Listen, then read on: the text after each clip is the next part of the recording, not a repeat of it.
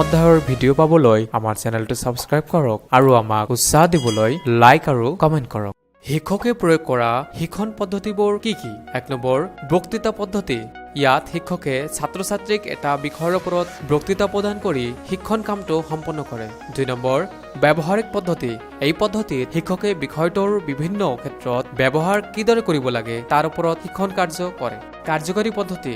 বিভিন্ন জটিল পৰিস্থিতিত কিদৰে এটা বিষয়ৰ চিন্তাধাৰাৰ দক্ষতা আৰু জ্ঞান আহৰণ কৰিব পাৰি তাৰ ওপৰত এই পদ্ধতিত শিক্ষণ প্ৰদান কৰা হয়। ৪ নম্বৰ দলীয় পদ্ধতি। এই পদ্ধতিত কিছুমান বিষয় যেনে ৰসায়ন বিজ্ঞান, জীৱবিজ্ঞান আদি গৱেষণাগাৰত এদল ছাত্ৰ-ছাত্ৰীক একেলগে প্ৰায়োগিক দিশবোৰ দেখুওৱা হয়। ৫ নম্বৰ মিশ্ৰ পদ্ধতি।